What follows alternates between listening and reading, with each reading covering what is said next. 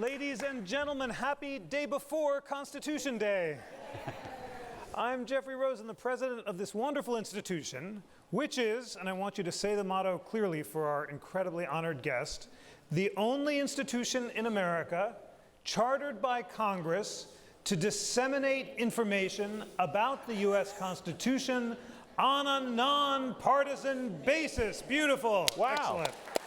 Isn't that great? We have this wonderful community of learners and members here at the Constitution Center who are devoted to our inspiring mission of nonpartisan education and debate and can now recite it like a catechism. So I wanted to show you. It was slightly North Korean, but nonetheless impressive. Well, you're allowed to dissent, and if you choose, you can exercise your right to remain silent. That's guaranteed by the Constitution. Ladies and gentlemen, it's been a thrilling Constitution Day. We opened it in the morning by launching our phenomenal new interactive Constitution app. And I want you all to download it on your iPhones and on Google+. Not now. I want you to listen to what I'm saying now, so wait until after the show. But you know that since we launched the interactive Constitution last September, it's gotten 6 million hits on the web. The College Board has adopted it as the center of the new AP History and Government exams. And now, by downloading Interactive Constitution, not now, on your iPhones, you can, whether or not you have web access, click on any clause of the Constitution, see the best liberal and conservative scholars in the country describing areas of agreement and disagreement, look back in time and see the historical roots of the provision, and then look forward around the world and compare the provision in question to the way other countries protect it. It is a thrilling, transformative tool that we hope will transform civil dialogue in America. Thank you. That is worth applauding for, and it's a noble mission. Ladies and gentlemen, I'm thrilled to share with you our guest and his magnificent book, Enough Said, What's Wrong with Politics. When I knew, of course, that Mark Thompson was the president and CEO of the New York Times Company, which he's served honorably since 2012. I knew of his extraordinarily distinguished background in journalism. He was previously Director General of the BBC and CEO of Channel 4 television in Britain, the most important broadcast jobs in the country. But I didn't know until I read it how extraordinarily erudite, creative, fresh, and clarifying this book is on the central democratic question of our time, which is how to reconcile the degradation of public discourse with the populist forces that are conspiring against what Mark Thompson so eloquently calls public reason. And he has a background in rhetoric, and he has an incredibly precise description of the problem of the degradation of our language, as well as some proposals about how to fix it. Ladies and gentlemen, please join me in welcoming Mark Thompson.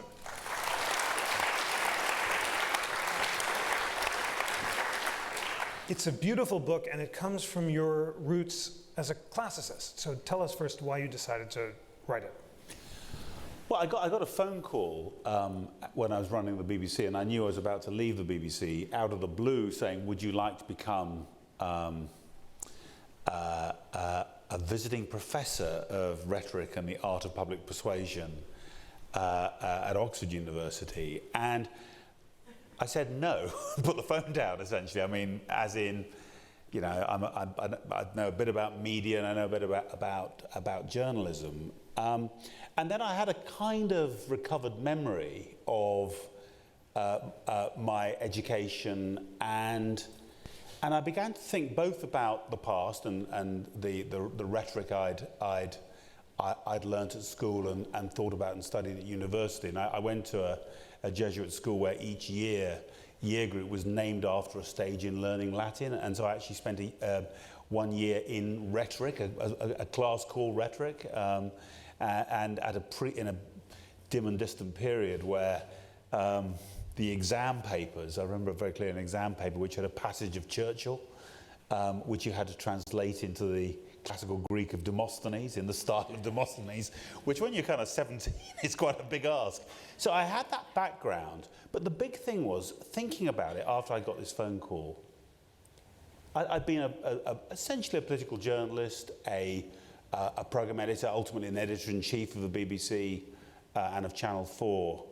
I just felt I was seeing a kind of progressive shift in in public discourse, in the way politicians spoke, in the way the media reported what they spoke, and what felt to me like changes in the way the public were hearing the language of politics, and that something disturbing was happening, and that maybe I did have something to say. So that was the start of the journey in a way.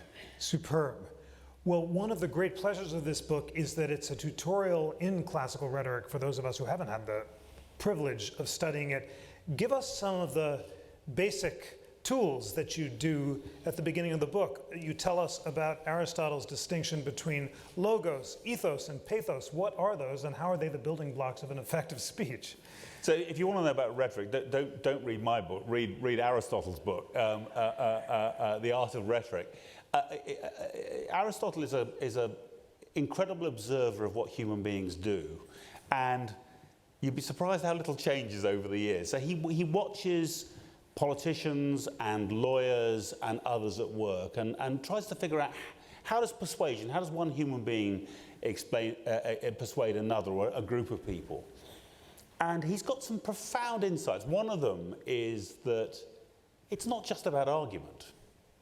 If you're a philosopher, I can see at least one philosopher in the, I'm sure there are more in this audience. If you're a philosopher, it may be that logos, reason, evidence, arguments are what you do. And because you've got all day to do it, potentially. I mean, you've got the time to get to the bottom of the argument. But if you're an orator or you're a lawyer in front of a jury, you're in a hurry, and you know that other things matter. How you present yourself, the impression you make. Ethos is what if logos is argument, ethos is the kind of comportment, the way in which the person speaking presents themselves. Often, really contrast. Think about Hillary Clinton and Donald Trump and ethos and what you know about them, their impression. Whether they make you laugh, whether they make you cry, whatever, all of that's important too. And it's wrong, or it's pointless to pretend that doesn't matter. It matters in rhetoric. It matters. And pathos is the mood of the crowd. I mean, rhetoric is not something which happens in a vacuum. It happens at a moment, and the wise orator knows their audience. They're watching, they're listening, they're riding the mood of the audience like a kind of master helmsman steering through a complicated sea. And persuasion is a matter of all three. It's not just argument. It's a classic, particularly I'd say of the left, modern mistake to imagine that it's like, let's clear all this rhetoric out of the way and let's get to the real issues, to the ideology, to the policies. In the real world, and Aristotle understands this, I think in a way that maybe Plato didn't, it's all tangled up, and to untangle it is possible, but then you're talking about something much closer to technical philosophy than real world rhetoric. That is whets my appetite for studying more of the classical structure, and now I want you to tell us about what the ancient Greeks thought about the connection between rhetoric and freedom. You say for the ancients, the concept of freedom evoked not our post-Enlightenment notions of personal liberty and freedom of expression, but the ability of favored members of the populace, citizens not slaves, men not women, to take part in deliberations about affairs of state. If you couldn't deliberate, you were incomplete or useless, and in order to deliberate, you had to engage in dialectic, answering people's arguments, and the result is aporia, a healthy bewilderment in which a bubble of complacency is pricked. It's just, and then finally, because I think it's all interesting and relevant, rhetoric is counterpart. Tell us about those phrases and how it all relates. Sure. So I mean, and the first thing, there's no Garden of Eden out there. There's no golden age, and if you read a tough-minded historian like Thucydides, Athenian democracy is a kind of nightmare of disagreement. I mean, so, let's not imagine that it was like a perfect world, but there was, I think, a genuinely very clear conception of a society with thoughtful, engaged citizens who really understood and in the context of democracy, or even in the context of a kind of semi-democratic society like the Roman Republic, could take part and could genuinely engage and make decisions. The great Athenian statesman Pericles, in a very famous speech to war dead, it's one of the great speeches of the war dead, talks about Athens and says, the thing about, it's not just the elite. Ordinary working people in Athens really understand public policy questions. And we in Athens think it's when we sit down together and argue and debate that you come up with the right answers. Others think that debate gets in the way, but for us, it's when you don't debate things that you get into trouble. And that idea of citizens who understand, who listen to argument, and then can use their innate wisdom, the kind of practical wisdom to judge between two politicians, who do I believe, who do I not believe, and who then, the collective wisdom of the crowd, as it were, of these citizens, can lead to the right decisions, and so the state prospers as a result. And when that begins to break down, of course, what breaks down when a really great rhetoric, a rhetoric which helps people understand policy, draws them in, engages them, they take part in. When that begins to break down, it's not just a pity because it's like political language is dumbed down and we should, feel sad because, it's always like a cultural problem. It's a problem for democracy. It's a problem that you begin to make the wrong decisions and you begin. If one of the points of democracy is to try and figure out ways in which, if you and I are different, we have different objectives, we have a different set of values, we need to kind of live together and we need to hear enough about the other person's perspective that we can find some common ground between us.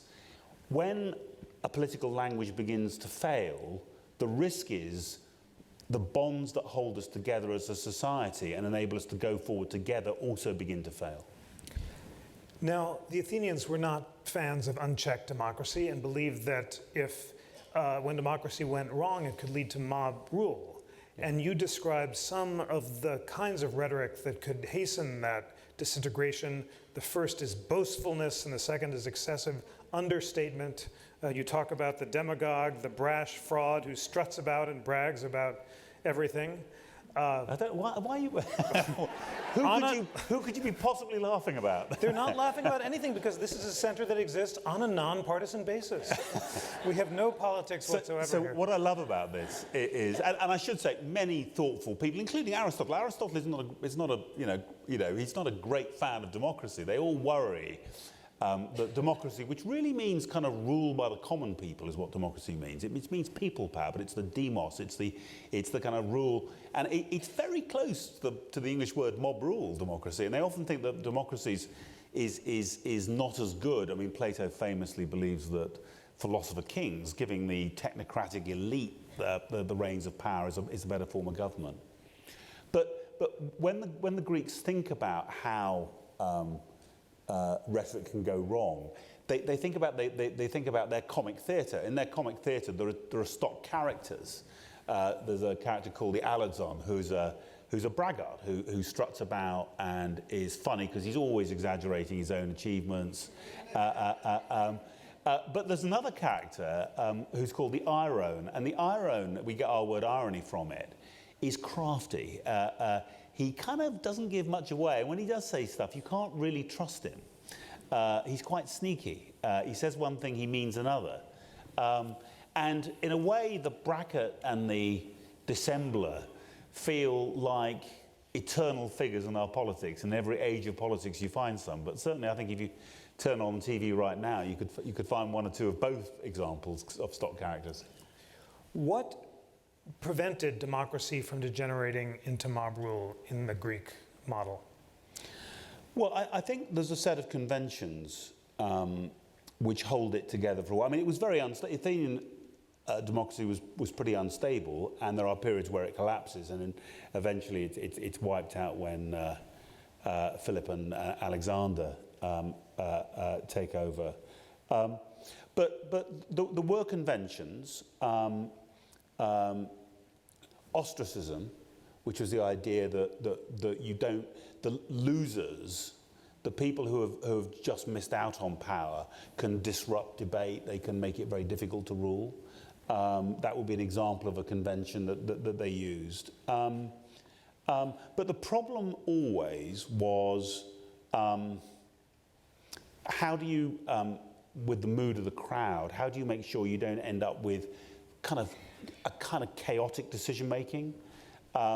There's one famous example where an island, Mytilene, revolts from Athens, from the Athenian League, and one politician persuades the assembly to send warships to slaughter all the citizens on this island. And then another politician the next day says, that's too harsh. It's too harsh. We should relent. We should certainly punish them. We should talk to them, but let's not kill them all. So they send a second lot of warships with extra oarmen to try and beat the first set to save the people on the island. And certainly Thucydides, that's why when he thinks democracy is crazy, it's partly because you can get crazy decisions like that, because what happens is the mood of the crowd can be swayed by one guy and then by another. And what I want to say is, in a sense, when I think, I mean, if you accept this kind of model for what's going on, it seems to me that in a really kind of high functioning rhetoric, reason, evidence, argument, character, and a reasonable relationship with people's legitimate anxieties, the public's legitimate concerns, are kind of held in balance. And there's a way found to try and hold all those things in balance. And one of the things I worry about is I think that balance is being lost. And I'll give you one example. I'm a member of, God knows, of the elite. And I've got many friends on both sides of the Atlantic, continental Europe and the UK, and America, who are members of the elite. And I want to say, pretty much everyone I know thinks that free trade is a good thing. That free trade opens up economies, it enables the developing world to grow its economies. All boats rise when you have free trade. I think it's decades since the West's elites have explained that convincingly, or even, frankly, bothered to explain it at all to the public at large. And if you are a Brit or an American who thinks that your jobs are going to other countries, that your and your family's livelihood is at risk because of what's happening around trade, whether it's NAFTA, whether it's the European Union or whatever, and this very quickly gets us into immigration as well, if you believe that those things are real threats to you, free trade does not look like a good thing. It does not look like a wonderful thing. It looks like a threat. And I think the absence of explanation, the absence of making the case over decades is one of the reasons why earlier this year the United Kingdom voted to leave the European Union, and why, as it were, protectionist populism is riding high in many countries, including the US in this presidential cycle. It's the absence of a convincing explanation, or I would say even an attempt to make an explanation. It just hasn't happened. It's been assumed that everyone got it, and who could possibly think it was wrong? Okay. The elites, I mean, the elites have got a lot to answer for, I think, in terms of this. It's very easy to look at the populists and say it's all those guys. They're whether it's Beppe Grillo in Italy or whether it's Boris Johnson in the UK or Donald Trump here. But in some ways, the elites for years have taken large sections of the public for granted, and you can feel the anger that's grown as a result. Okay, this is very important. So we've had the setup. We see the classical model of reason, deliberation, compromise, listening to all views and achieving a kind of public reason. And then we have today, which, as you describe, is a time of anger, of polarization, of lack of compromise, of the death of public reason. And now your book talks about why that is. And you refuse to blame entirely the politicians, the media, or the public, but you say that the problem is really a problem of language itself and the way that it's used. And you give lots of examples of that. And one example that's easy to grasp is the death panel example. So Yeah. tell us that. So I got very interested, and again, one of the reasons I ended up giving the lectures and writing the book was I got very interested in the way healthcare reform was being debated in America and in the UK at the same time. And what was interesting was that in America, essentially you have a Democrat president, a president of the left, driving through healthcare reform with an opposition from the right. A year later, in the UK, you've got a Conservative-led government trying to reform the National Health Service, and most of the opposition is from the left. And it struck me how similar the tactics of the opponents were. Why is that interesting? Well, I think it's very, very easy for everyone to think in any one country that it's the other guys. It's those Republicans, or it's Washington if you're a Conservative, or in the UK, it's Labour, it's the Tories, or whatever. And so I was very interested in what I thought to be a very similar set of rhetorical tactics on both sides. But I'll give you just one example, which is this phrase, death panel. It's a phrase invented, it would appear, by Sarah Palin herself. I had an email exchange with her, and I think she claims the credit for it. And she posted it on Twitter and on Facebook in the summer of 2009. And this is not the subject, to my knowledge, of focus grouping. She came up with this phrase, and it was a phrase used to describe what was then part of the Obamacare, the Affordable Care Act, draft legislation about end-of-life counselling. The idea that one of the things that will be paid for would be counselling for older people on what kind of medical intervention they wanted towards the end of their lives. And Death Panel, essentially, in 2 words. And it's an astonishing achievement. I mean, I'm not talking here about the quality of the politics or whether you agree with it or not, but it's a completely brilliant piece of compression. In 2 words, Death Panel, it summons to mind a radical dystopic future of essentially groups of bureaucrats. It might even make you think, I'm afraid, of concentration camp selection, where federal government bureaucrats, presumably led by Barack Obama himself, are going to see the American public and one by one decide whether or not they should get health care.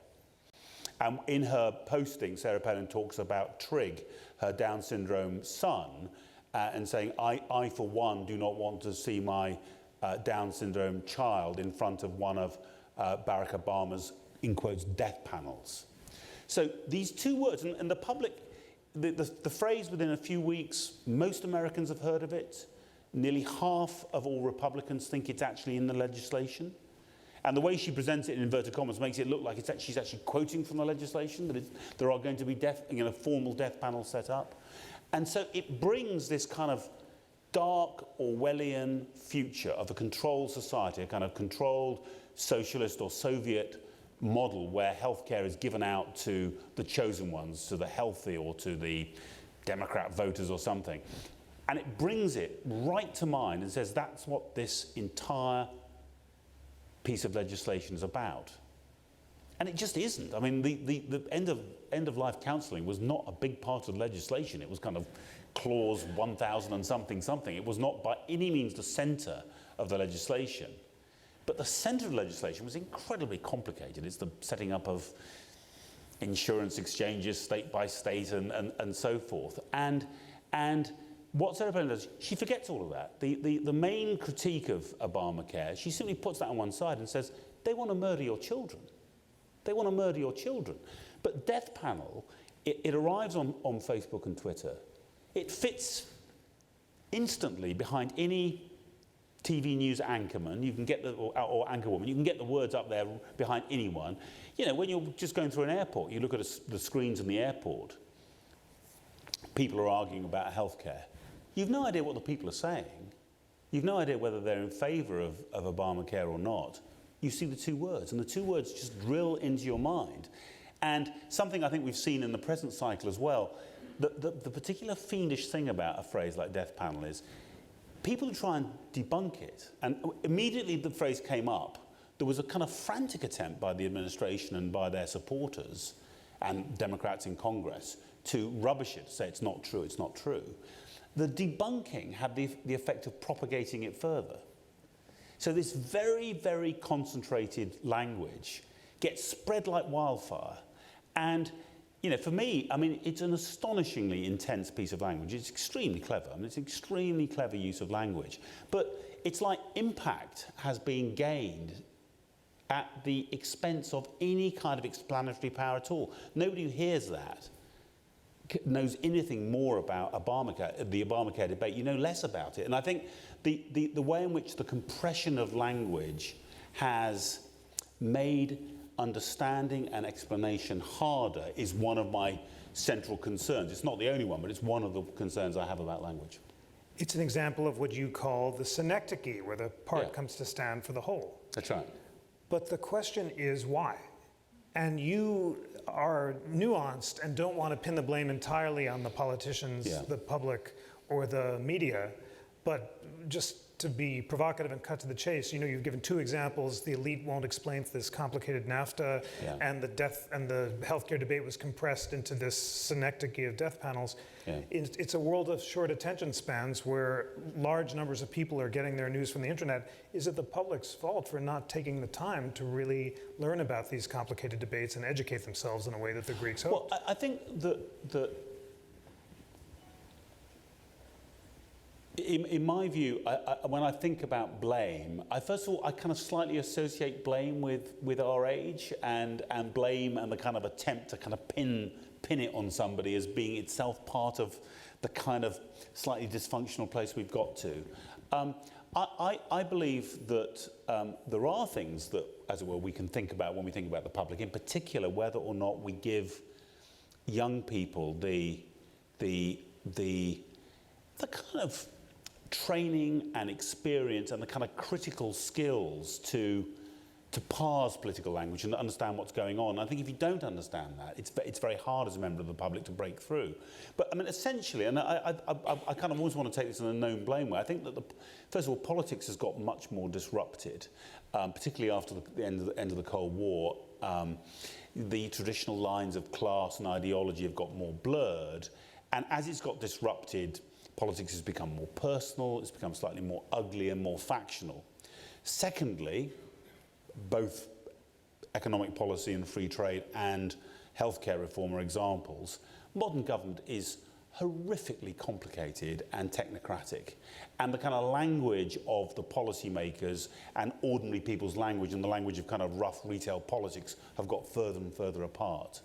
The media have been very disrupted, really disrupted, and I think competition between media, the desperate hunt for an impactful headline, the desire to big up and exaggerate stories to make an effect. Now, there are holdouts. I think the New York Times is a holdout. Yes, the BBC is a holdout. And when I've spent a lot of my life trying to fight these tendencies, I have to say, you know, it's been a good fight, but I'm not sure we're winning that battle across media as a whole. But there's something else which I talk about in the book, which I think in particular is relevant to death panels, which is about marketing. One of Aristotle's he talks about different kinds of rhetoric. There's deliberative rhetoric, which is what you do in the Congress or in the Assembly when you're arguing about policy. There's forensic rhetoric, which happens in the courts. But there's also something he calls demonstrative rhetoric. And that might be a speech at a commencement ceremony or a funeral oration. It's really about kind of presenting and promoting something. A wonderful person who's died, or some, kind of broad message about young people. And I associate this with marketing. I associate this kind of rhetoric with marketing.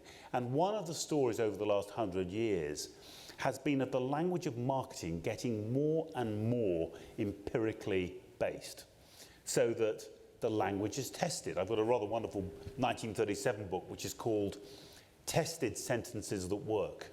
So it's how do you sell things? You test language to sell things. Don't say at the gasoline pump, how much would you like? You say, shall I fill her up? And shall I fill her up tends to, this is kind of behavioral economics 70 years before anyone used that term. That just nudges people and say, yeah, sure, fill her up. And you get many more people to buy a full tank of gas. Now, by the 50s and 60s, all of the techniques of classical language analysis for marketing, for selling goods and services, begin to get imported into politics. Slogans are tested, posters are tested, then policies are tested. And even now, I mean, some of you know, but Bernie Sanders is only one example, there's many of them. Bernie's website uses a piece of software called Optimizely. And the object of during his campaign to be the Democratic nominee, the object of the website was to get as many people to give their email and ultimately to give money to support Bernie Sanders' campaign. And the website, so they start off doing what everyone does nowadays, which is A/B testing and multivariate testing, different sizes of button for the join us. You know, should it be blue? How big should it be? How big should the font be? But fairly soon, they're testing, in quotes, headlines. And the headlines are his policies, his policy platform. And they're testing the order, and they're testing the policies that work best in terms of getting the biggest engagement, and literally which are the ones they should put on the site. So fundamental parts of his campaign are being essentially decided by an algorithm. And Death Panel is an example of almost the next stage, which is Sarah Palin, who by the time she comes up with Death Panel is almost like a sole trader. I mean, she's not an elected official, she's simply a commentator. She's using the whole of the internet, and she's putting up Facebook postings every day, and the whole of the internet is figuring out what punches through, what works. So we've gone from essentially the choice of words being to do with individual talent and empathy with the public. Abraham Lincoln, Gettysburg Address, he wrote it, he delivered it. We get to a point via focus groups and early ideas about marketing to a point where a lot of the language of politics is being decided, in a sense, with the use of machinery. Imagine the market-tested version of the Gettysburg Address. And you give lots of examples of market testing, not global warming, but climate change, which is a less. But why, again, is this happening? My hero is Louis Brandeis. Our audience knows that I plug him at every opportunity. I've given you, no, I don't want to plug it, the book, although I do want to plug it because I'm doing it. But he had a horror of the transformation of citizens into consumers, and now we've become commodities. And is one reason that the language of public reason that you discuss has been replaced with the language of marketing and clickbait and headlines just because of the democratization of public discourse? There's just such a broader audience that you need to market yourself. It's certainly radical plurality, but I still think there's something basic going on, which is that I think that elites and politicians have stopped trusting in the public. I mean, one of the debates, and it's a very lively debate in the ancient world and in the early modern world, is this issue of practical wisdom. The Greeks call it phronesis. You know, how much can you trust other people's practical wisdom? If you believe in dumbing down, you probably don't believe in practical wisdom that much. You probably think that people are sheep, and if they're given horrible stuff, they'll probably prefer it, and standards will fall. And I think elites and political leaders have been guilty of not trusting the public enough. And to me, simple, clear, occasionally I've heard public health advice in the middle of a health crisis. In the UK, we had a health crisis about mad cow disease. Very frightening disease which led to mental degeneration and death. And it emerged essentially because of extremely unsatisfactory feeding practices in agriculture. But there was a period where it was very unclear how widespread this illness was going to be. It looks now as if it's going to have only affected a very, very small number of people with the Creutzfeldt-Jakob, new variant Creutzfeldt-Jakob disease. But in the 1990s, it wasn't known how many. And I remember very clearly a government scientist coming on and being asked, how serious could this be? And he says, we don't know. We don't know. We think the likelihood is only a few hundred and possibly a few thousand people are going to be affected. It's possible that millions will be. And you know, that didn't create public panic. it was a kind of obviously serious person actually telling the truth. And in a weird way, I mean, that was probably watched by half the population. It was on multiple bulletins. You know what? People just thought, fair enough. We'll have to wait and see. And I just think that moment of utter candour and clarity, where you simply trust other human beings to be sensible, to think it through. Not everyone will be sensible, we know that, but that most people will make sense of things. I think that's the thing that's been lost. And in the interim, the terrible danger for all of us, for the media, for politicians, is trying to tell people what to think. And I think that, if you like, that's the darkest part of marketing. And a lot of marketing is good and doesn't do this, is when you're trying to impose a view of the world on someone, saying, don't use your own judgment. This is not about us trying to ask you a question or provoke a discussion with you. We're trying to tell you what to think. And I think the worst kind of political discourse is often very cleverly arranged, often very punchy, but it's really telling people what to think. So politicians and public figures can have a responsibility in manipulating the public with pernicious rhetoric. Talk about Brexit. Was that an example of misrepresentation? Well, I mean, I think Brexit was, and by the way, you know, the UK Electoral Reform Society, the Treasury Select Committee, the House of Commons, I mean, lots of thoughtful bodies, political science bodies, and actually some, as it were, dispassionate political groupings of politicians have talked about it being one of the worst political debates in modern British political history. On both sides, one senior MP talked about an arms race of lurid claim and counterclaim. On both, it's really important to say on both sides. What happened? The Brexiters, the folks who were in favour, trying to persuade the public to leave the EU, definitely nailed the language. They came up with two phrases, very simple phrases: take back control, and Independence Day. The idea the day of the vote would be Independence Day, for borrowing a title of an American movie, by the way, would be Independence Day for the UK. And the Remain camp had got dozens of kind of Nobel Prize winning economists and the head of the World Bank and the head of the Bank of England and the head of IMF to troop up and say this is going to be economically very disastrous.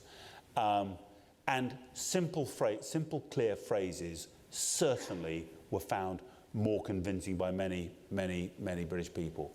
There was a very telling moment. Michael Gove, who was one of the political leaders of the Brexit campaign, came up with this, I think, very interesting phrase. And I think you can argue it's a very cynical phrase, but it's a telling phrase. He said, I think people in this country have had enough of experts. And that really resonated, I think, with, again, not with everyone, but with many. And I think this issue of experts and authority, who do you believe and who do you not believe, is a really interesting one. I think that there's a lot of suspicion of experts. Sometimes it's justified. I think often it's not justified. And in the book I talk about science and the way in which in science and medicine our understanding of expertise, I think, has got disordered. And we are in a position where, again, I think we can demonstrate this from polling, that there are a significant minority of people who think that the testimony of a celebrity about their fears about vaccines are of roughly equal weight with the Surgeon General. And although it's only a minority, most again, practical wisdom of the public, most people don't think that. That's been enough to significantly reduce the vaccination of children for very serious illnesses like measles and so forth. Global warming, I think, is an interesting example of something else, which is that sometimes experts overstep the mark. You know, the cynical would say economists do little else than overstep the mark, but climatologists are experts on the science of climate change. They're not always. It's not always appropriate for an expert on the science of climate change to extend that into making public policy recommendations. And when scientists begin to behave and talk in the language of political advocacy rather than the language of science, the risk is they lose their authority as scientists. And there are some interesting examples of that. I talk about a British Royal Society paper on climate change, which clearly was a piece of advocacy and had to be withdrawn. So the most eminent scientific academy in the United Kingdom had to withdraw a paper because it had tumbled over into straightforward advocacy in ways which distorted the underlying balance of the science. But why are experts resorting to the language of advocacy? Again, is it the new audience and the need for to convince lots of people? I think it's back to this point of trusting the public. I think they've lost faith in the ability of the public to distinguish between truth and falsehood. And I think there's an interesting paradox here. I think if you stop trusting the public, they will begin to lose the ability to do it in a way. But I think that it's my view that let's take climate change and global warming. I know many scientists who believe essentially that the media should never, ever include the views of climate skeptics. Their view is the science is very clear. Why on earth are you giving any airtime or any column inches to these skeptics? I think that's a real trap.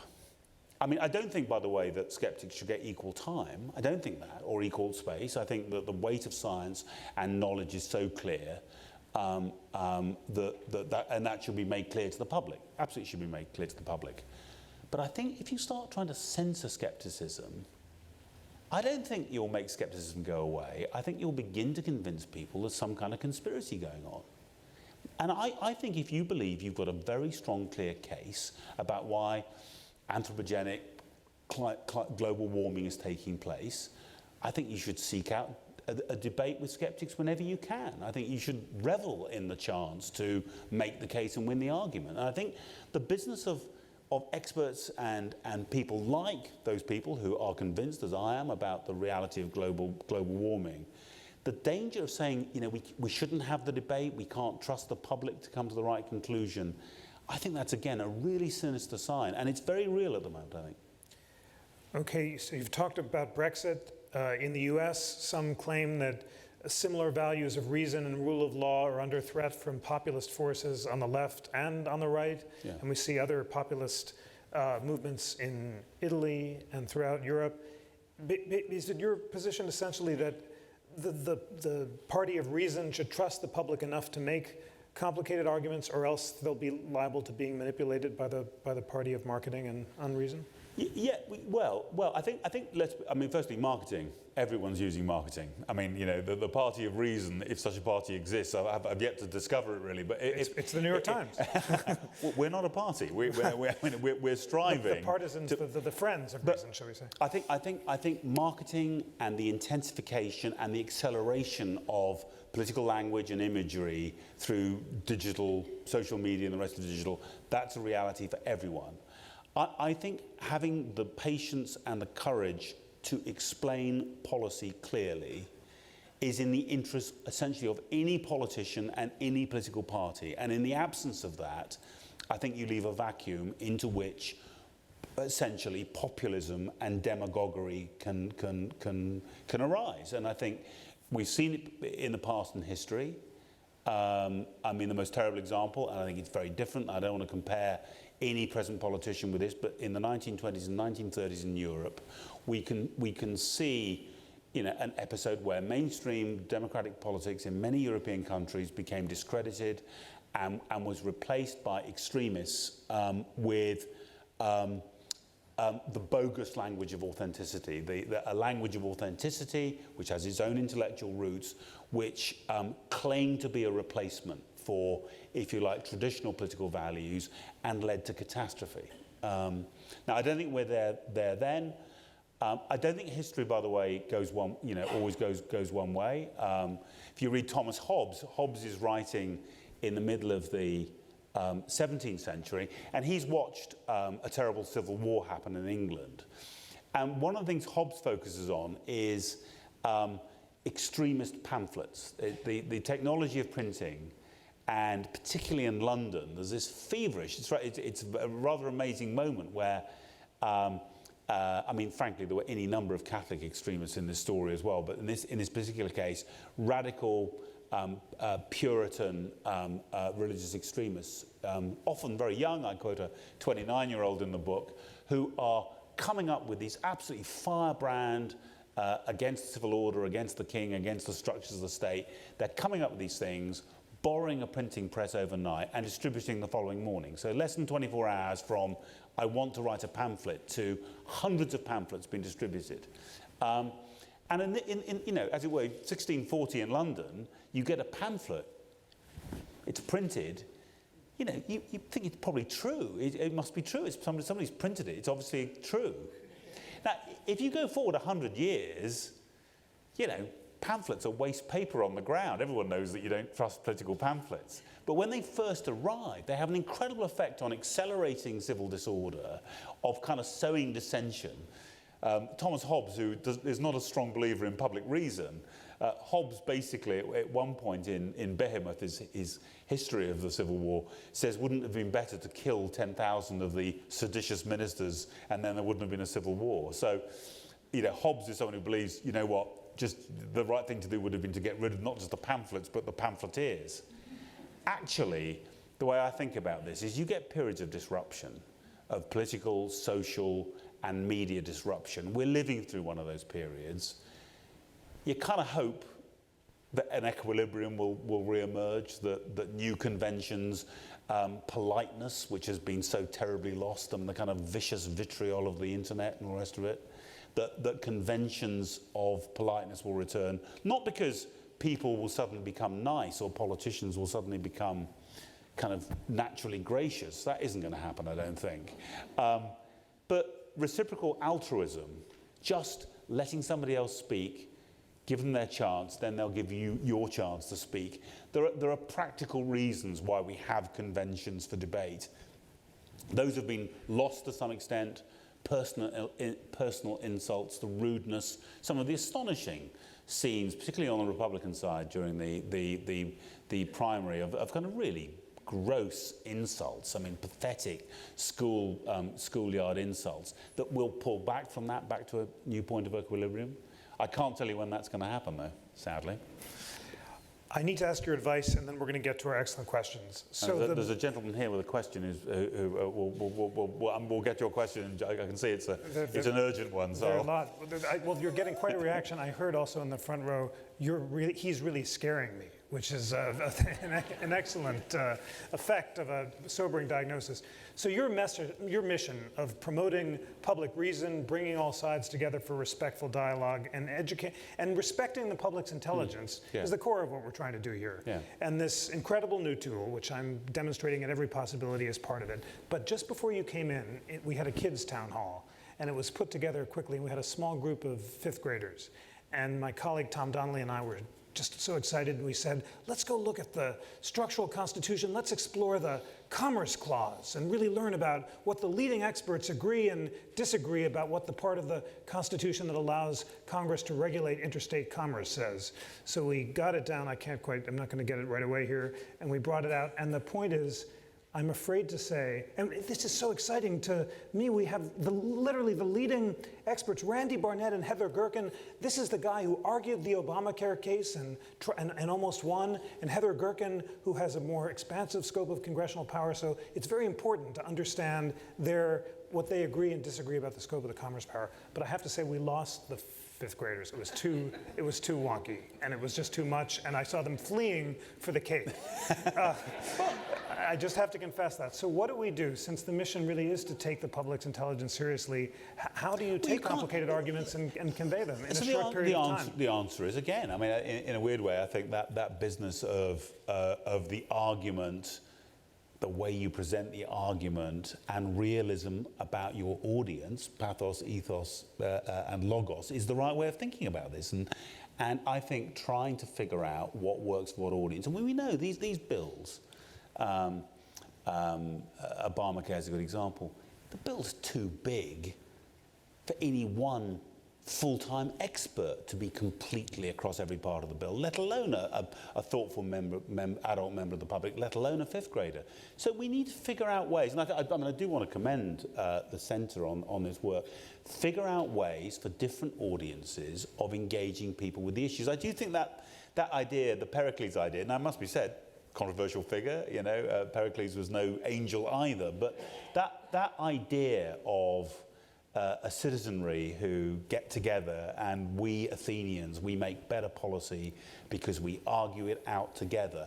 I think that's a splendid ideal.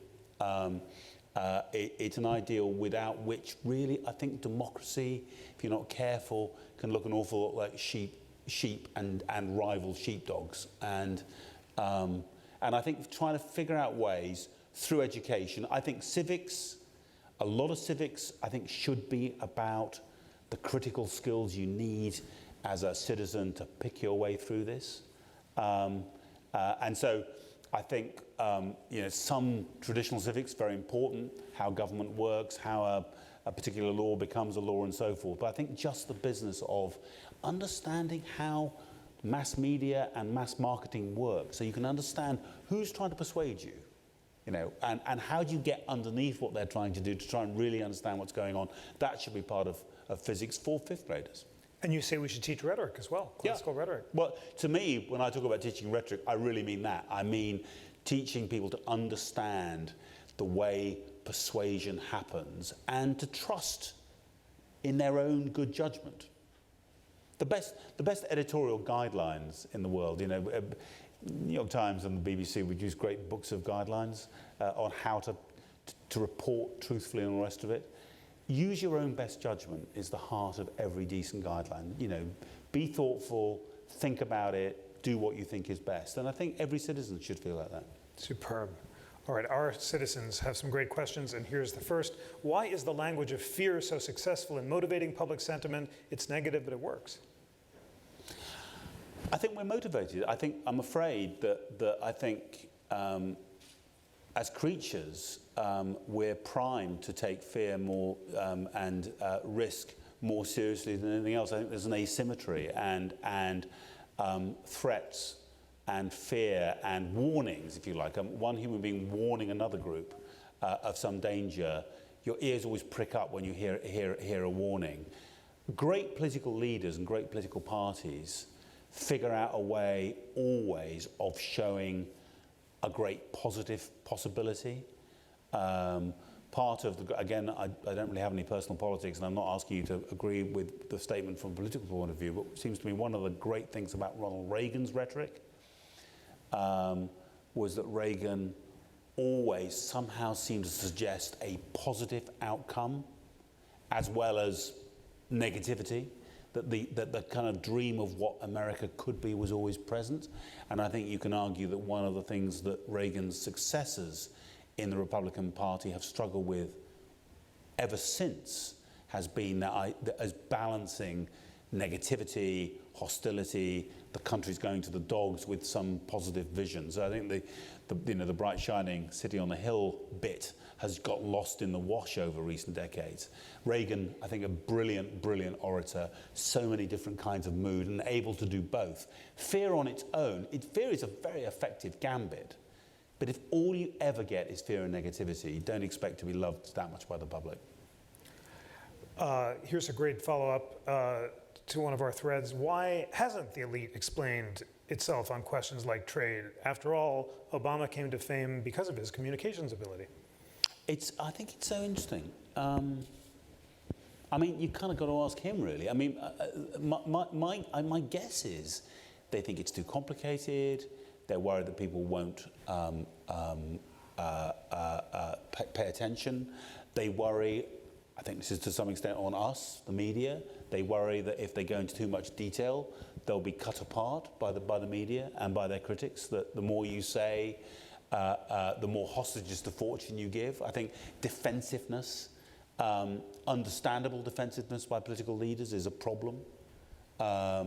I think that Hillary Clinton is an example of a politician who has had decades of hostile, aggressive, pointed attacks. Again, you can argue whether they've all been justified or not justified, but you can feel a politician who is kind of armour-plated and kind of can't get the armour off, sort of thing, for fear of vulnerability. And I think, I talk in the book, I spent an hour once with Hillary Clinton one-to-one and thought she was an extraordinarily witty, mischievous, engaging, highly intelligent woman. And one of my colleagues, Mark Leibovich at the Times, had a very similar experience. Off-the-record conversation with Hillary. It's going fantastically. He's loving it. So he says, why don't we just go on the record? This is going so well. Let's go on the record. So they go on the record, and suddenly the kind of laser defences come down, and suddenly she becomes that public Hillary Clinton, very guarded, very watchful. But that's not a criticism of her. That's what the interface between modern politics and modern media often means, and that's, I think, all of us have got to look in the mirror and say, is there any way we can kind of demilitarize the relationship between media and politicians to some degree, simply to allow people to be themselves? I can't resist. Well, there are a bunch of Trump questions, and I'll reframe them to keep it nonpartisan. It's been said that Donald Trump is running his bid for presidency on Twitter. He's obsessed with Twitter consequences. I guess I'll ask, if one response to the new death of public reason is to the super guardedness of Hillary Clinton, is enough the Twitter candidacy? Well, I think Donald Trump, is a 70-year-old celebrity property developer, is a kind of intuitive genius for a certain kind of digital communication. It's an extraordinary achievement. I don't suppose he's ever done a digital course in his life. But he's just got his style of this super short, abrupt, rebarbative kind of way he spits out phrases and words is perfect. It's perfect for social media, and he seems to have an unending supply of it. It's a 24/7. During the day, he's dictating it. There's a staffer kind of trying to key it in, and it's all happening so quickly. There are miskeyings, of Marco Rubio, once a choker, always a chocker. 2Ks. They're doing it in real time, and so, he's barking it out, so I don't know what's happening now, but certainly early in the campaign, about 8 o'clock, the poor staffer was eventually going off to have a sort of 3 martinis, and Donald just takes over himself, and you can argue, of course, about the way what he says, what his policies are, but what he's doing is, if you think of kind of rhetoric as a kind of like a modern general, like a three-dimensional battle space, he is filling the whole battle space with words and his personality. And it's manifestly, it's changing the rules of engagement in American presidential politics. Just the kind of 24/7, always reacting, always real time. And it's had some consequences. If you say 50 things, and then say 50 the next day, 5 retractions in the 50, kind of just, there's so much new stuff and other stuff that the kind of moment where, a mistake, some kind of misstatement or even an untruthful statement gets picked over by the media and suddenly becomes the dominant part of the news cycle for 24 hours and does real damage to your campaign. That's kind of not possible, Donald, because there's another enormous truckload of stuff arriving and being backed down even as you speak. And I think the media's found that quite hard. I think we're getting better at it, and I think you'll see in the New York Times in real time now when in our news reporting, when Donald Trump says something which is blatantly inconsistent with something he said before, we're trying to say it immediately at the point where we're reporting it. So the moment he says, I was against the Iraq War, the next paragraph says, actually, if you go back and look at what Donald Trump said in 2003 and 2004, it contradicts what he said today. So I think we're getting better at it, but I think in the primaries, I think Times was doing a good job, but I think the entire media was getting foxed by this. Another question I asked that I'm concerned about the ballyhoo effect from Trump with the press and TV constantly reporting the reporting of the polls. How do citizens organize a response, and how can newspapers ensure fact-checking. Was this new for the Times to have to? No, fact-checking, I mean, not just to the Times, but to kind of serious media, fact-checking fact-checking, great newspapers and TV news organisations have done fact-checking for many decades. The explicit, kind of labelled fact-checking of political statements itself is at least 30 years old. It's kind of felt more relevant in this campaign. Well, partly because, and I do want to say this is Donald Trump. Trump's his political discourse has simply been far more kind of, just more kind of operatically, extensive and extreme than any predecessor I can remember in mainstream American politics. So he's just been saying stuff which is so much stronger, so much less conditional, so much less measured, that that again, whether you think he's onto something and want to vote for him, or whether you've got a kind of frozen look of horror on your face, which you've had for a year and are going to have for a few more weeks, possibly for 4 more years, we'll see. Either way, it's different, and it's needed a slightly different set of kind of critical responses. Well, I would love to continue this all of Constitution Day, but we have to obey the clock. So the last question is a broad and important one, and it's essentially, in addition to reading the New York Times and the interactive Constitution, how can the public inform itself on complex issues? Well, the weird thing is, there's more information out there than there's ever been before. I mean, Google is a good place to start. Wikipedia, I've got a little paean of praise for Wikipedia. It's not always right. But Wikipedia is an amazing resource, I think, as a start of a journey to learn about policy or learn about what's going on. So I mean, all of the information you need to understand policy in the United States, in the UK, the rest of the Western world. There are countries, of course, where people don't have this great privilege, and I'm afraid freedom of speech is getting worse in many parts of the world.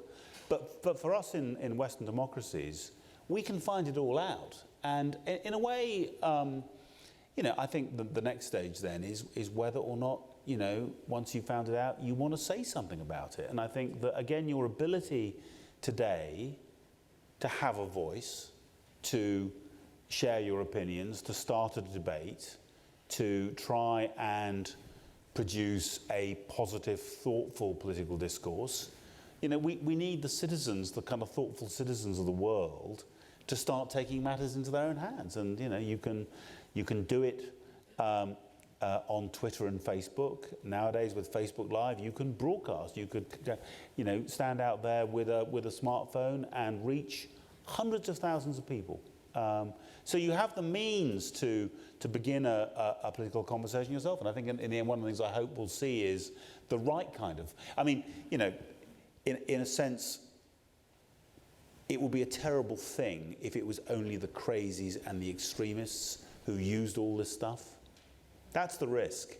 That it's only the mentally ill and the deeply nasty who end up, So I mean, one thing, if you want a better political dialogue, start it. We need the thoughtful people of the world to take back political dialogue. I think that's a great motto for Constitution Day. Please join me in thanking Mark Thompson.